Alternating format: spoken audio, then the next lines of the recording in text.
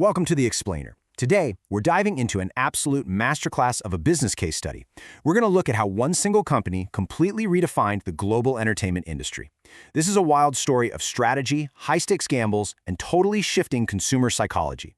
It's a story where the underdog didn't just beat the massive legacy giants, but forced them all to play a completely new game. We're going to break down exactly why they won. To really grasp the sheer scale of this empire, you got to look at this number, 97 billion. In the year 2020, people spent an astonishing 97 billion minutes watching just one single rented show on Netflix, Friends. And that same year, The Office pulled in another 58 billion minutes. Now, from the outside, it looked like Netflix basically had endless entertainment and totally owned pop culture, right? But the reality behind the scenes was actually pretty terrifying. Which brings us to the ultimate question for this case study.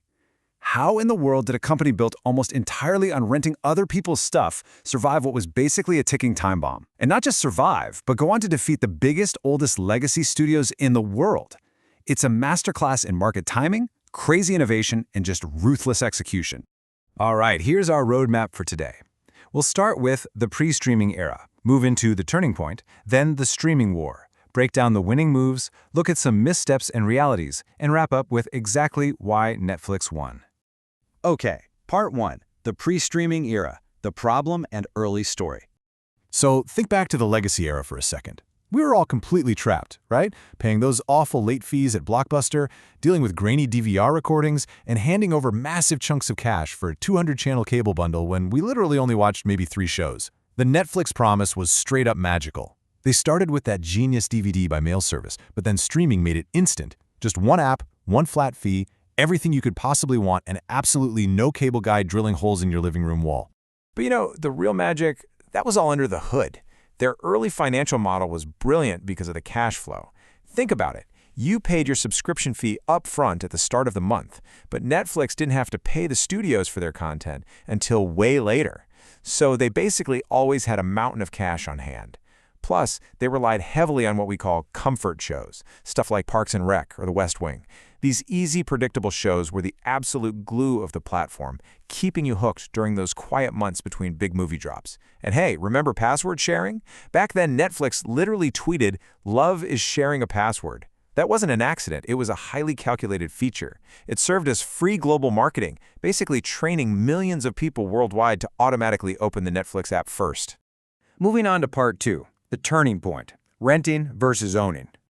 All right, so for years, the big studios just saw streaming as this cute little side hustle, happily letting Netflix cheaply license their massive libraries. But eventually, the studios woke up.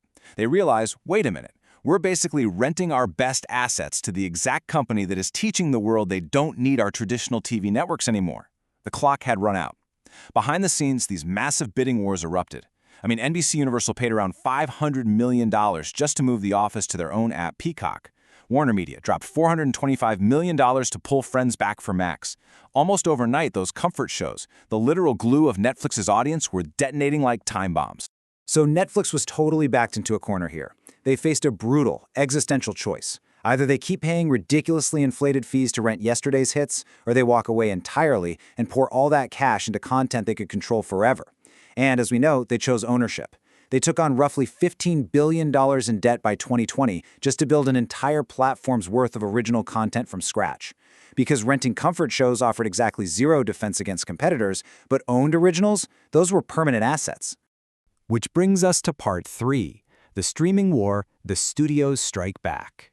Because those studios didn't just take their toys and go home. They went and built their own massive empires. Suddenly you have Disney+, Max, Peacock, and Paramount Plus all launching and pulling back their deep libraries.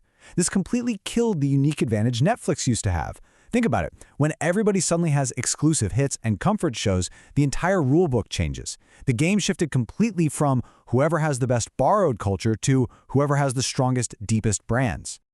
And man, this raises a pretty terrifying question for our case study. These traditional competitors came armed with decades of built-in, beloved franchises. We're talking Marvel, Star Wars, you name it. But Netflix, at its core, it was a tech company. So how on earth does a tech company just manufacture global culture from scratch and do it fast enough to survive an all-out assault from Hollywood's oldest, most powerful institutions? Well, let's find out in part 4, the winning moves securing dominance.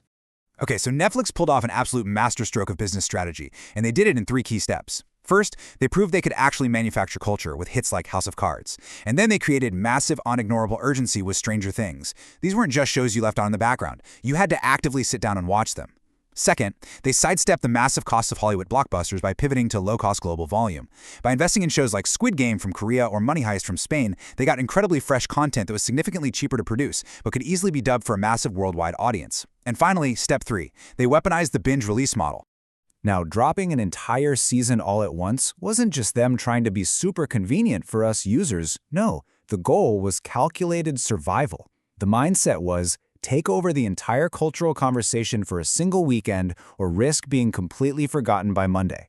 With thousands of shows competing for our attention again, Netflix desperately needed that massive, concentrated burst of buzz on platforms like TikTok and Reddit to drive immediate viewership before everyone just moved on.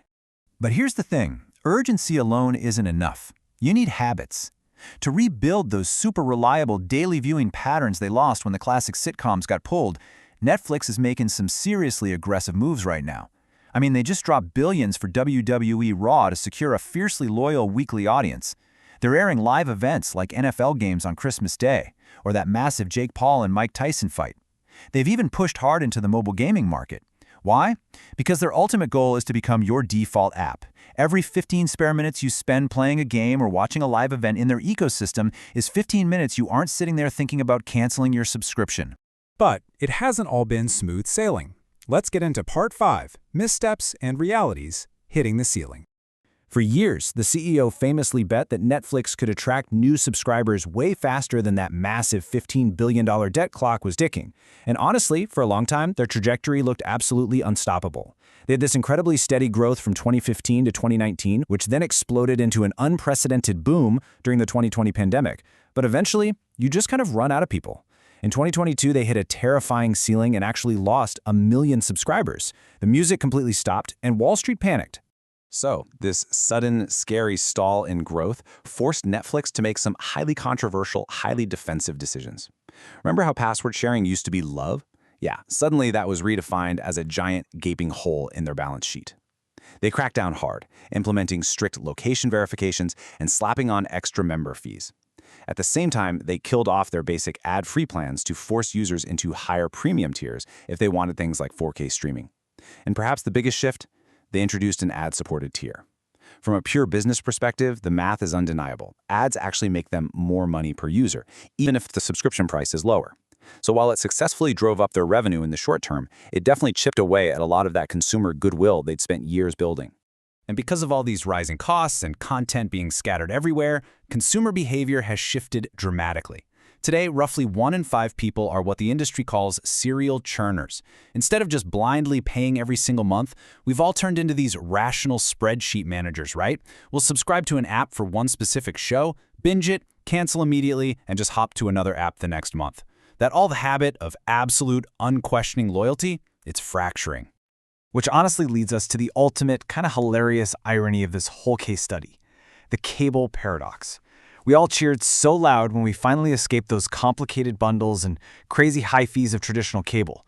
But to follow our favorite shows today, we need, 4 to 6 different apps? Between the ad tiers, the 4K upgrades, and hunting down scattered libraries, we have essentially inadvertently recreated the exact same expensive, complicated cable bundle we tried so hard to destroy. Only this time around, we have to manage the whole shebang ourselves. Finally, Part 6, Why Netflix Won. Lessons and conclusion. If you're an entrepreneur or business strategist watching this explainer, these takeaways are absolute gold. First, you've got to build deep consumer habits early, long before your suppliers ever figure out that they should actually be competing with you. Second, debt isn't inherently a bad thing. It's an incredibly powerful tool if you use it strategically to buy permanent owned assets, instead of just renting them. Third, you have to be utterly fearless when it comes to adapting your monetization strategy. When market growth stalls, and it always does, don't be afraid to introduce ads or crack down on shared access. And lastly, global volume and fresh international creativity can totally outpace localized legacy franchise nostalgia. And that brings us to our final core insight. Why exactly did Netflix win the streaming war? They won because they looked at their own business, a business entirely built on borrowed comfort shows, and they realized the hardest truth of the modern era way before anyone else did. In the attention economy, you either own the culture or you're just renting it. Thanks so much for joining me on this explainer. But it really makes you wonder, now that every major studio is fiercely fighting to own the culture, who are we going to be renting from 10 years from now?